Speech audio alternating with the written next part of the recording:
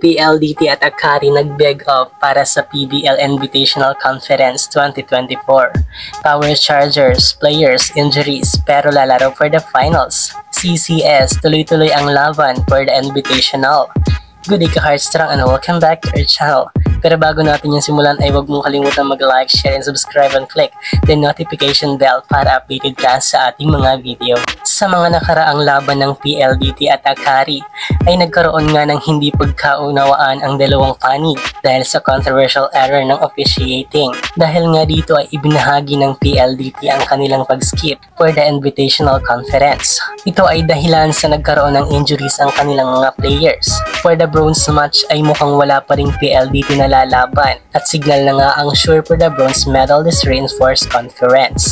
Matapos ang ilang araw na pag-antay for the Invitational Conference ay nagpahayag na rin ang Akari sa kanilang pag-skip din sa PBL Invitational Conference. Matapos nitong ipinahayag na marami sa kanilang mga players ang marami ding mga injuries. Pero lalaban pa rin sila for the gold medal match. Maraming ang butas ang nakikita ng mga fans pag-skip ng Akari. Ito ay baka maging kulelat lamang sila sa laban dahil wala na nga si Okara sa kanilang kupunan. Kaya't mas minabuti na lang nitong mag-skip muna next conference. Maraming ang natanggap na samot-saring pangbabash ang Akari. Kaya't baka isa ito sa dahilan sa pagbaba ng kanilang moral at maaaring apektado ang kanilang maging performance.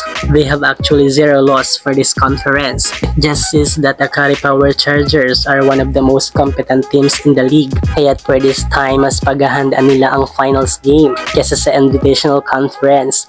Dahil for the first time ay pasok nga sila sa gold medal match against Creamline Cool Smashers. Again, we must also respect the decision of the Akari. It is for the betterment of their players para makarecover sa nasabing injuries.